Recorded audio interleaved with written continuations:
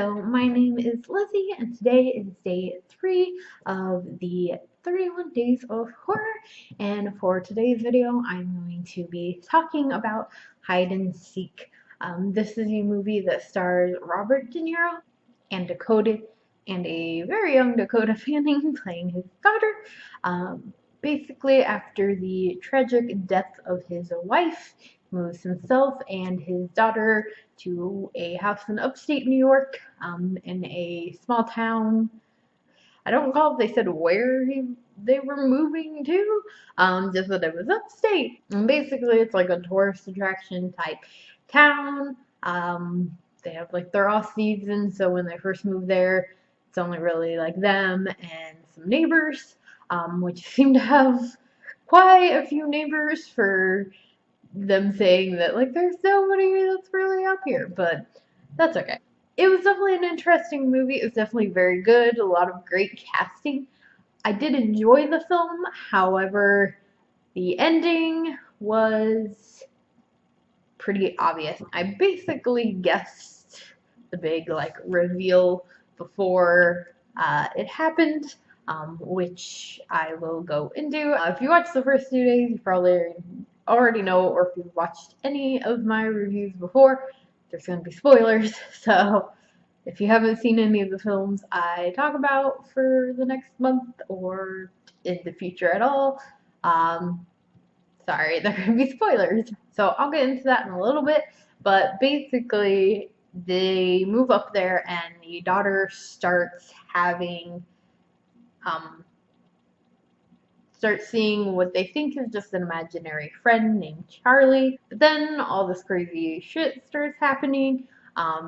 He starts like leaving messages for her father, basically blaming him for her mother's death and kind of just doing all these things to really torment her father. And he thinks his daughter is doing it, and she keeps trying to tell him, like, no, it's this Charlie guy. And then at one point in the movie, he kind of starts to think maybe it's one of the neighbors, because he's acting kind of weird towards his daughter.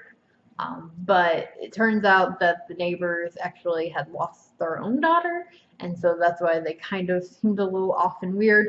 But he's still, but that father who lost his daughter still seems a little bit like off, a little bit too friendly. So De Niro's character, the main father, thinks that he's this Charlie guy, and then it ends up being revealed. This is where it gets spoilery, so if you haven't seen it and you want to, pause and watch, and then you can come back. It is then big revealed that Charlie is actually her father. He goes into sort of like a trance, of becoming this Charlie character who is like a child, but evil. And he's the one that's doing all these horrible things. And then it is revealed as well, and this I didn't really like, but it is revealed that the father actually killed her mother. I think I forgot to mention this. So you believe that she has committed suicide. He finds her in a bathtub, so there's trigger warning for suicide. But it turns out that the father actually did it after she cheated, which I really didn't like that being in there. I feel like they could have gone with having the father have this reaction to the trauma of his wife committing suicide, instead of this trauma, I guess, that came about from his wife's cheating. I just thought that that was just kind of a lame way to go about it.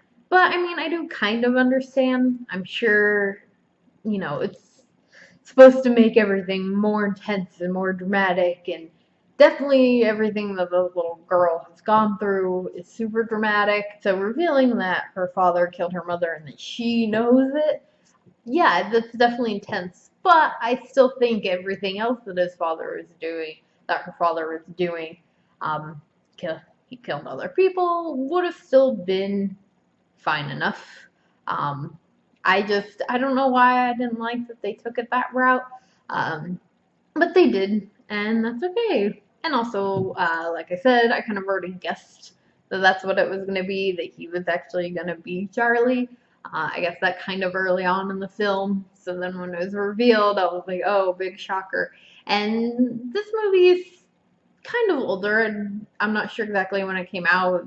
Dakota Fanning was very, very young. She's, of course, older now.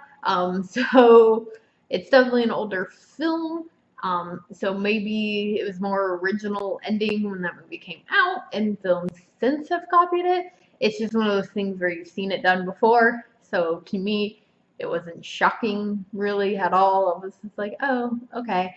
I do like it better than, I guess, the idea of some sort of entity or like ghost child, which I also thought maybe it was going to be, or they tried to lead you to believe that's what it was.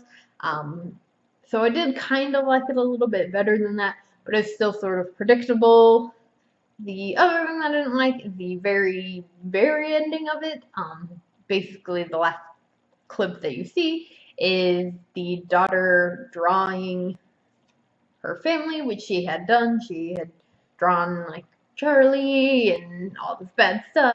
And so in the end, she gets, I guess, adopted by her psychiatrist. And so she's like drawing them, and it hands to the photo, and it's uh, her psychiatrist and her like holding hands, and she has two heads.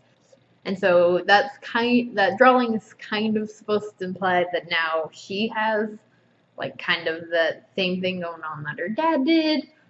Or at least that's what I got from it basically, which I didn't really like. I wanted this little girl to be able to go on and recover, or at least like get through, what she went through, and to someday grow up and just have a normal, healthy life.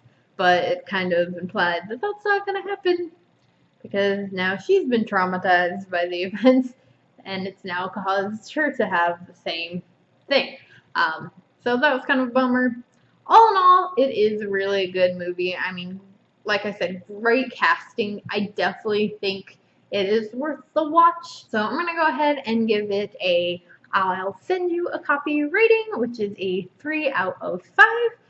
Let me know if you've seen this movie and what you thought of it in the comments below. And if you did enjoy this video, please give a big old thumbs up. Make sure to hit the subscribe button, and I will see you guys later with another video. Bye.